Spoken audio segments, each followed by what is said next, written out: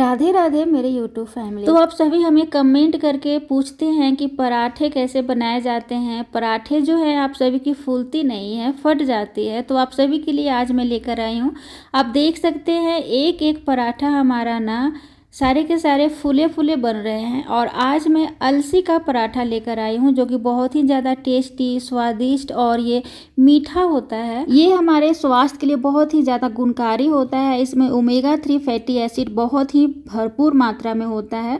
अगर आप वेजिटेरियन हैं तो इसकी पराठा ज़रूर खाइए। ये बहुत ही ज़्यादा अच्छा होता है। बालों के लिए तो होता ही है, आपके स्किन को बहुत ही शाइन रखेगा, हेल्दी रखेगा।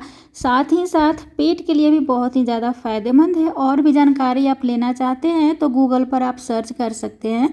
तो इसे क्या करना है कि अच्छे तरीके से साफ़ कर लेना है और अच्छे तरीके से भून लीजिएगा। धोइएगा बिल्कुल नहीं, इसे पानी में बिल्कुल ही गीला नहीं करना होता है। और मीडियम आंच पर इसे काफ़ी बढ़िया से भून लीजिएगा। और जब चुटर पुटर की आवाज़ें आने शुरू हो जाएं तब ऑफ कर दीजिएगा, इसे ठंडा कर लीजिएगा। उसके बाद इसका पाउडर बना लीजिएगा। पाउडर बनाने के बाद फिर से इसमें गुड़ डालेंगे। आप चाहें तो चीनी में भी बना सकते हैं, पर चीनी बनाइए या फिर गुड़ में बनाइए, दोनों को ना इसके साथ पीस लीजिएगा, साथ में पाउडर बना लीजिएगा। इससे क्या होगा कि आपका पराठा जो है ना बहुत ही अच्छा सा बनेगा, फटेगा नहीं और गुठलियाँ नहीं पड़ेंगी। जैसे बीच में अगर आपका चीनी का टुकड़ा रह जाए या फिर गुड़ का टुकड़ा रह जाए तो होता क्या है कि बीच से ही हमारा ना पराठा वो फट जाता है।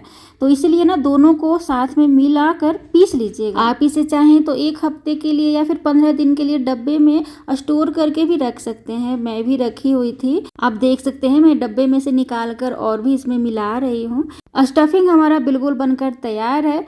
पराठा क्यों फूलता है, कैसे बनाएं कि फूल जाए, एक एक पराठा हमारा सभी का सभी फूला हुआ रहे, उसके लिए आपका आटा कैसा गूंदा हुआ है उसके ऊपर डिपेंड करता है। तो वीडियो को बिल्कुल ही स्किप मत कीजिएगा, आगे बढ़ा कर बिल्कुल मत देखिएगा, वरना आप सभी अच्छे से सीख नहीं पाएंगे। आप यही सोच रहे होंगे ना कि आटा गूंदना कौन नहीं जानता। आटा गूंदना सीखने की क्या ज़रूरत है, हम भी बनाते हैं पराठा, पर ऐसा नहीं है। आप ध्यान से देखिएगा, पराठे की जो आटा होती है ना वो अलग ही प्रकार से गूंदा जाता है और बहुत ही अच्छा सा फूला फूला बनकर तैयार होगा। इसलिए काफ़ी बढ़िया से आप देख लीजिएगा। बहुत लोगों की ये शिकायत होती है कि हमारे जो पराठे होते हैं वो बीच से फट जाती है। अगर आप आलू का पराठा बनाते हैं तो आलू बाहर निकल आती है, किसी भी चीज़ का बनाते हो तो वो फट जाती है, वो फूली फूली बनकर तैयार नहीं होती है।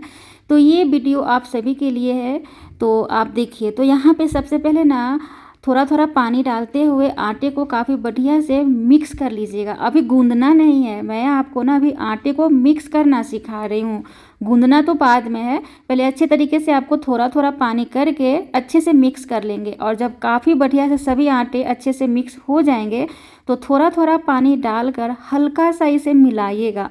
दोस्तों अभी भी मैं इसे गूंद नहीं रही हूँ, अभी भी मैं इसे मिला ही रही हूँ, ठीक है ना।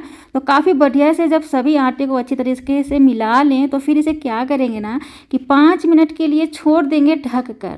जब 5 मिनट हो जाए तो इसके बाद इसका ना ढक्कन हटाएंगे और काफ़ी बढ़िया से थोड़ा थोड़ा पानी लेते हुए गूंदेंगे।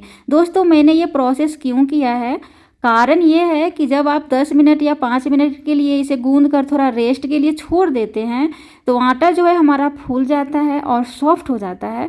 उसके बाद हमें काफ़ी कम मेहनत लगता है आटा गूंदने में। अगर आप इसे ढक कर 10 मिनट या फिर 5 मिनट के लिए नहीं छोड़ते हैं तो आपको बहुत देर तक आटा गूंदना पड़ेगा, जो कि आपको बिल्कुल पसंद नहीं आता है। आपको आटा गूंदना बिल्कुल ही अच्छा नहीं लगता है, इसी कारण से कि ये तो जल्दी गूंदता नहीं है।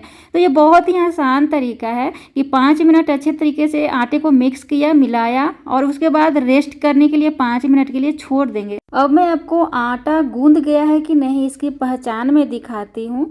तो देख सकते हैं आप, ये अभी ना फटा फटा जैसा दिख रहा है। तो जब इस तरीके से दिखे तो समझ जाइएगा कि अभी आपका आटा गूंद कर तैयार नहीं है। थोड़ा सा इसे अभी और गूंदेंगे, हल्का हल्का सा पानी देते हुए आपको गूंदना है। बहुत ज़्यादा पानी मत दीजिएगा, बस 3 से 4 पानी का छिड़काव करना है बूंदों का और इस तरीके से गूंद लेना है। देखिए अब आटा ना बिल्कुल ही बढ़िया परफेक्ट बन गया है। और देखिए ये बिल्कुल ही फटा फटा आपको नहीं दिख रहा है, ये बिल्कुल ही अच्छे तरीके से गूंद चुका है। अब आपको देखने से लग रहा होगा कि ये आटा तो गीला हो चुका है, पर ये गीला नहीं है, ये बहुत ही सॉफ्ट मुलायम आटा गूंद कर तैयार है। हल्का सा कोई भी तेल लेंगे और हल्का सा आटे में ना ऊपर से या फिर इस तरीके से रोल करेंगे, ताकि जब हम इसे आटे को रखें तो आटे सूखे नहीं। अगर आप इस तरीके से हल्का सा तेल लगाकर नहीं रखते हैं तो आपने देखा होगा कि आटा के ऊपर हल्का हल्का सा पतला पपड़ी जैसा लेयर बन जाता है, जिससे कि काफ़ी बढ़िया रोटी या पराठा नहीं बनता। आप देखिए कितना बढ़िया ये बनकर तैयार है। आटा बिल्कुल ये गीला नहीं है, एकदम सॉफ्ट है। अब आप इसे रखिए ढककर, जितना भी देर तक 1 घंटा 2 घंटा 4 घंटा या फिर 10 घंटा भी रखेंगे तो आपका जो है आटा सूखेगा नहीं, बहुत ही सॉफ्ट बना रहेगा। और हाँ दोस्तों, अगर आप फ्रीज में आटा रखना चाहते हैं तो थोड़ा सा और गीला आटा गूंदिएगा, क्योंकि फ्रीज में रखने के बाद आटा जो होता है वो टाइट हो जाता है। कुछ टिप्स और ट्रिक्स तो आपने सीख लिया, एक टिप्स और है आपको सीखना अभी बाकी, तो अभी आप वीडियो में बने रहिएगा। तो सबसे पहले तो आपको एक बड़ा सा लोई लेना है, और जितना छोटा बड़ा पराठा बनाना चाहते हैं उतना ही बड़ा लोई लीजिएगा।